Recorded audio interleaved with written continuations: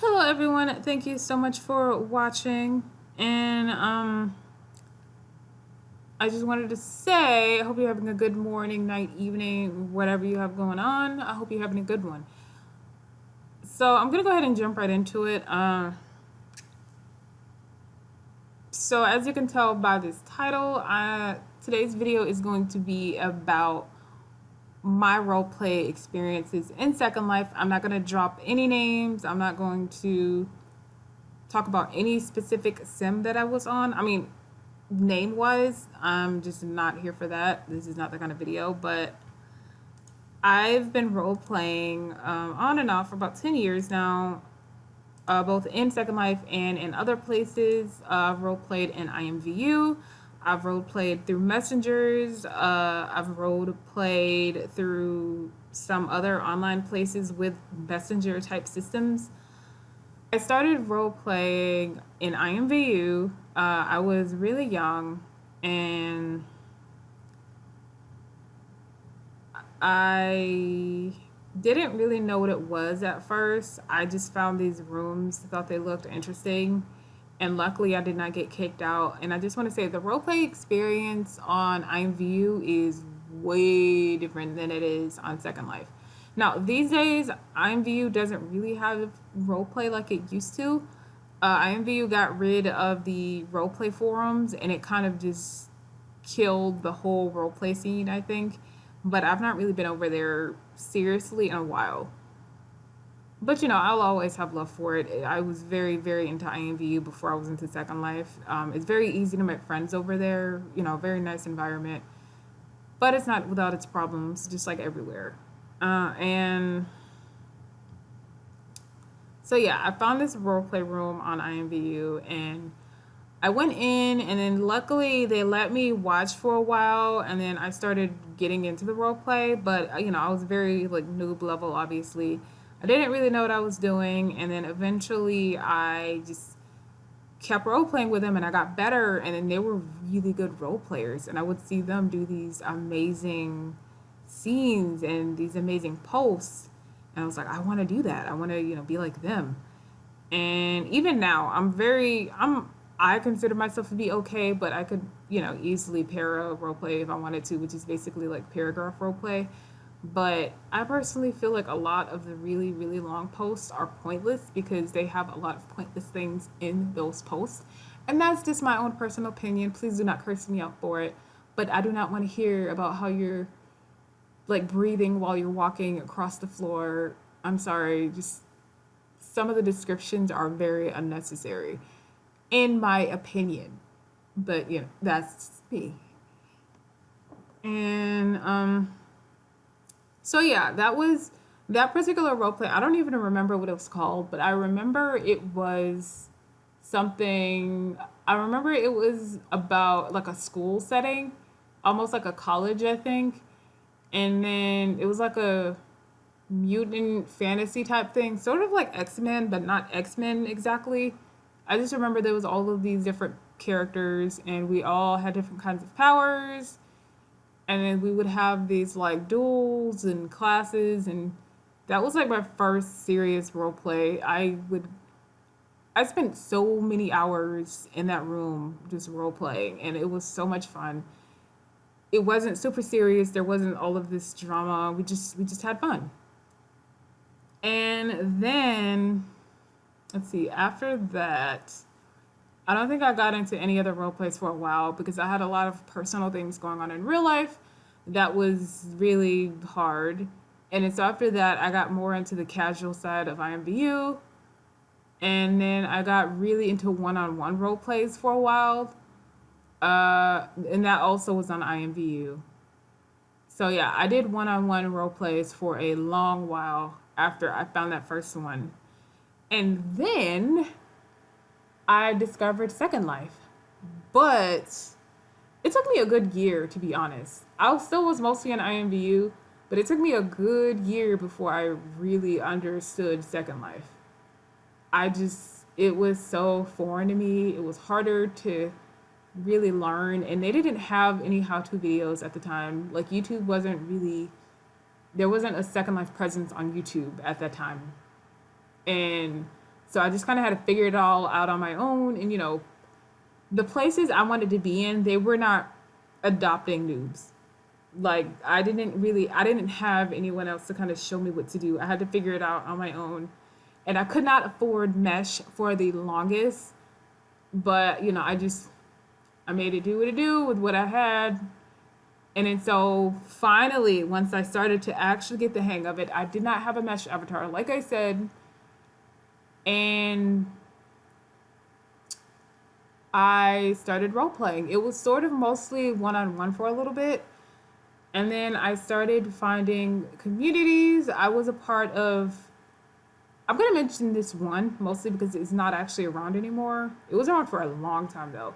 It was this zombie one, and I think it was called, not the Fringe. It was like, damn, hold on. Okay, I had to go look it up, but it was called Outbreak, and I was really, really into this roleplay. And this was another account though. This was my actual main account. When I'm recording, I'm always on another account, but don't judge me. But my main account is mostly just used for like, I just use the furniture on it. I use it kind of as a bank to move stuff around. I don't actually do anything on it these days. Anyway, like I was saying, I used to be really into that roleplay, and I only dropped the name because it's no longer around. And that particular roleplay I was really invested in it, and I thought it was a really cool concept, and they had this amazing HUD system. But I ended up leaving because I don't know who was running it at the time. I'm not going to get into everything, but there's these jobs that you could have on the sim, and some jobs were really popular and others weren't. I worked at one of the ones that were not really as popular because in real life, I have a culinary degree and I've worked in all kinds of kitchens. And then so I took one of the sort of kitchen type jobs on the sim because at the time I actually was in culinary school and it was familiar to me. So I just did that, but it wasn't as popular. The person who actually ran that place, like not the whole sim, I just mean the place I was cooking at, they were not really around that much to run it or anything. So I was kind of just figuring it out on my own, and then I got bored and I decided to pick up another job alongside that one. However, I kind of, I don't know, went off in chat one day because somebody was telling me you can't do that. Every job was supposed to be like, I guess like a family, and everybody's supposed to be close at the job and blah blah blah. But I was always by myself at that other place that I was cooking at, and no one was ever really around. The person who was supposed to own it was never really around either. But like I said, I had a lot of fun at that particular role play sim. It was just that one incident really kind of threw me off, and I don't know. I didn't really have time for the drama. I was really annoyed. And so I kind of went off in chat, and I don't really know what happened after that because I got busy and I decided to find other places to role play in. And because, like I said, I was in culinary school at the time, I believe, and I was really busy. And whenever I came to Second Life, I really just, at that particular time, I really, really needed it to be an escape because my life was very different than it is now. I was, younger, early 20s. I had a lot going on. Anyway, moving on. So, after I left that place, I wasn't really settled anywhere. Like, I kind of hopped around a lot. My life was all over the place. There was one point in time I didn't have a computer. So I just either did one-on-one or I was sort of in roleplay sims, but I wasn't really super invested. Not for a long time. And then I tried medieval a couple of times and I was almost invested, but I just don't know enough about those time frames, or the culture back then, or anything like that. And a lot of people would say, like, oh, it doesn't really matter, blah, blah, blah. But to me, it does. Because, you know, if I'm going to do something, I'm going to do it 100%. I'm going to give it everything. I'm not just going to half ass it and then throw on something that's not even from the right time period. And it's like, and, you know, say, oh, we're going to go do medieval because no, that does not work for me. I'm going to give it 100% or nothing, even in roleplay. Say what you want. Anyway, and then once I was settled in life again, I started getting into modern fantasy.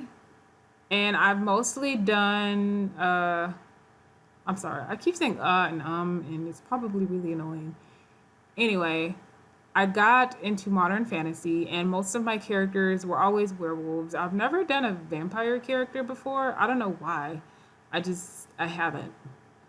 I usually use the TWI wolf, or I've also gotten into the dire wolf lately. KZK dire wolf, I believe is what it's called.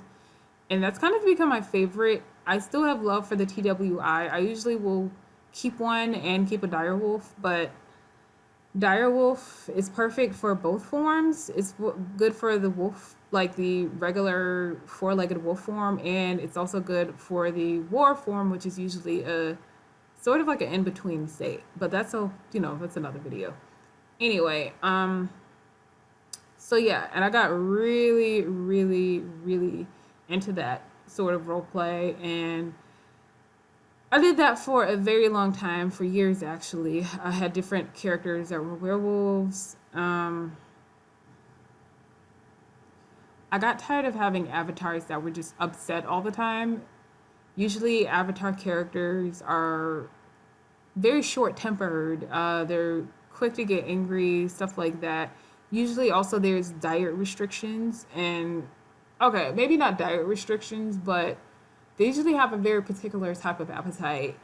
Usually also you can't get drunk. So if I wanted to do a character that I wanted to maybe make a drug addict or alcoholic, I couldn't do that because usually with werewolf characters or lichen or whatever you want to call them, they have rapid healing or really fast healing, and that goes along with the whole alcohol and drug abuse and stuff like that. It would go through their system very, very quickly. So you just couldn't really get a werewolf character drunk or high or anything. Not that that really was my thing, but it's nice to have options sometimes. And then, so currently I've gotten more into urban roleplay. And there's a few options. I'm not gonna tell you where I role play in particular because I kind of need to keep. I don't know. I need to keep my second life personal, but still I want to make videos. I don't know. It's kind of weird. But there's this new one that just popped up, NOLA, NOLA, all capital letters, and that one, I think it's doing pretty good actually for a new sim, and it's really brand new. It's been open for like a couple days now. There's also Cracked-In that's been around for a really, really long time. It's pretty big. They have a good HUD system. There is Santa Ramona. That's based in California, I believe. That's been around for a while. I don't know if it's been around for a long time, but it's been around for a while. There is... Off the top of my head, those are actually the only urban role plays I know about. But yeah, I've been really into like the whole urban role play thing, and I don't role play in all of them. I just kind of have been in one place role playing these days, and it works for me. And when I do role play, I don't always use this avatar, so yeah, I don't know. I do have, different looks for different things, but usually it is a black character that I'm playing. But urban has been really different. Usually with urban roleplay, it's nothing like fantasy, obviously. Sometimes you might find like a modern urban fantasy, but I've not really been playing with my werewolf character, so I've not been in any fantasy places in a while.